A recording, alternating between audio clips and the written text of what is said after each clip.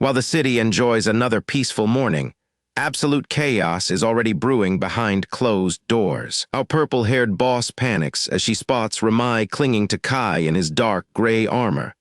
She immediately identifies our protagonist as the terrifying destroyer. The manager and her assistant stare at their surveillance monitor in absolute horror as the terrifying armored giant slowly approaches their office. The manager of Melendum is completely baffled by the bizarre combination of characters heading her way. She sweats nervously as she tries to comprehend how such an unlikely duo even ended up working together. Ramai flashes a sweet smile, looking incredibly happy as Kai carries her on his back in his intimidating dark gray armor. Even the assistant can't help but worry about the sheer chaos this bizarre and intimidating duo is bound to bring. Suddenly, the assistant delivers some terrifying news about an unexpected inspection from the sponsor side, causing his boss to completely lose her cool. The panicked manager shakes her assistant in absolute desperation, stressing that cutting corners is absolutely out of the question. They are in deep trouble if they cannot get things perfect before the big inspection arrives. Melendum's incredible reputation means they answer to some of the most powerful and demanding leaders in the world. If they displease these elites even a little bit, their entire operation could be completely ruined in an instant. Biting her gloved thumb in sheer anxiety, the boss accepts reality. She grits her teeth and states they have no choice but to go out and greet them. She compares Kai and Ramai to a guy carrying a time bomb with a girl who acts as the fuse and detonator. This manager has some truly wild metaphors. The blonde assistant is completely flabbergasted by her dramatic comparison. He sweat drops and frantically asks what on earth she is talking about. Ignoring his confusion, she turns her back and calmly adjusts her glasses, preparing herself for the stressful confrontation ahead. The assistant nearly has a heart attack on the spot, completely terrified of the massive responsibility being dumped directly on him. She coldly tells him to handle the greeting alone while she prepares a massive supply of recovery potions. He realizes she is completely serious and starts crying inside. Their entire reconstruction business relies heavily on a high-level technique called mana infusion. By coating structures with a layer of hardened magical energy, they make the finished product incredibly durable and capable of withstanding almost any future damage. However, this advanced construction technique comes with a massive downside, since the sheer mana consumption is far too much for normal workers. The boss facepalms in her office, realizing this surprise inspection leaves them no room for error. They must deliver the absolute highest quality to impress their sponsors. She tries to motivate her assistant by promising a massive bonus and a fantastic appreciation party if they somehow manage to pull this off. Her assistant looks absolutely terrified, feeling the immense weight of the future of the operation resting solely on his shoulders. Left with no other choice, the poor guy can only accept his grim fate and prepare himself for the absolute worst. Summoning every ounce of his remaining courage, the assistant steps out of the office to face the workers while his boss watches from behind. He gathers the exhausted construction crew together, hoping to rally them for one final push before the strict inspectors arrive. He desperately tries to project confidence, but his obvious terror makes it clear to everyone that they are in trouble. A group of exhausted construction workers look back at him with completely drained, lifeless expressions, looking ready to collapse at any moment. The exhausted crew tries their absolute best to infuse the stone bridge with magic, but they are so completely drained of energy that their spells immediately fizzle out before they can even make any real progress. The stressed-out manager looks completely drained as she complains about her mounting headaches.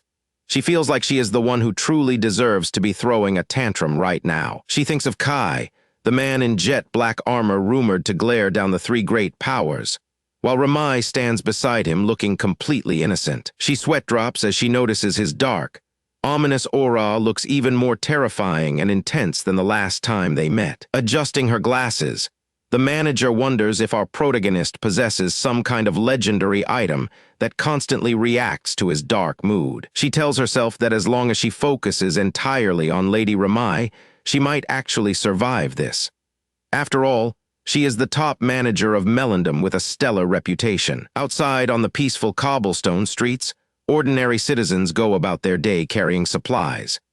Inside the building, the heavy wooden doors slowly creak open as Kai and Ramai make their grand entrance, catching the manager completely off guard. The manager quickly plasters on her most professional, polite smile and places a hand over her heart to welcome her incredibly powerful guests. His silent and intimidating presence immediately fills the room, making it clear that he isn't someone to be trifled with. Ramai waves cheerfully with a bright smile and says hi, while Kai stands politely behind her, holding his hands together in a gentle greeting. The purple-haired researcher politely introduces herself as the project lead and director of the entire operation.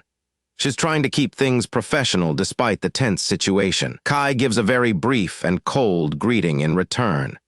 He wants to make sure he doesn't give away any unnecessary information or show any weakness to this suspicious director. The director immediately begins to panic internally, thinking that only an incredibly powerful mastermind would offer such a bare minimum greeting.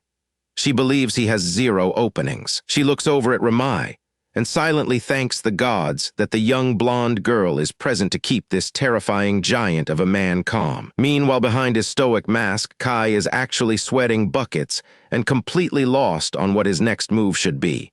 Talk about a massive misunderstanding. The researcher is convinced he will never reveal his true goals.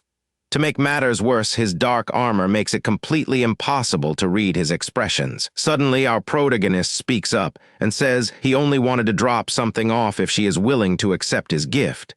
This completely throws her off. Kai lifts up several boxes of delicious pastries, explaining that he simply wanted to offer a small apology for his earlier behavior. She takes the boxes with a surprised expression, thanking him politely, while her mind desperately tries to calculate his true hidden motives. Looking down at the treats, she keeps wondering what this mysterious knight is actually aiming at with such strange gesture. That is when she notices the fancy logo on the packaging and realizes these are extremely expensive luxury sweets from the famous Lilyrin trade. This is not just a cheap snack, because 5 entire boxes of these high-grade pastries would easily cost hundreds of thousands of coins. Kai politely apologizes for interrupting her important work and says they will take their leave now, while Ramai cheerfully waves goodbye. The director stands completely frozen in absolute shock as she watches them prepare to just walk away after dropping this bomb. She is left completely baffled, desperately trying to figure out if this legendary warrior actually just delivered a simple gift and left without any kind of hidden agenda. A sudden realization hits her, and she screams in despair because they didn't have to bend over backwards performing an expensive mana infusion for absolutely no reason. The manager clutches her head in absolute agony as she realizes she made a massive mistake with her commands. To make matters worse, she cannot even take back her orders now without completely destroying her credibility. If the public ever found out they stopped using mana infusion over a misunderstanding, their entire hard-earned reputation would immediately crumble to pieces. She looks ahead with sheer terror, wondering if this was actually the black-armored knight's master plan right from the very beginning. She calculates that by spending only a few 100,000 rajil on some fancy pastries, the mysterious knight has completely outplayed them. He has successfully forced their hand into performing a massive mana infusion that will easily cost their organization several million rajil this time. The director realizes they just handed a massive negotiation victory to a total stranger they owe nothing to. She wonders what kind of genius mind could pull off such a perfect play. Refusing to let her pride be completely crushed, she decides they must land at least one blow back. A sudden devious plan forms in her mind, and she gets a sly grin as she prepares her counterattack. She runs out of the study room, shouting for Lady Ramai to wait just a moment before they leave the building. Both of them stop in their tracks, completely confused by the sudden shouting, as Ramai clings tightly to her armored guardian. Kai looks down at the young girl in pure confusion, trying to figure out why the director is suddenly running after them when they were already on their way out.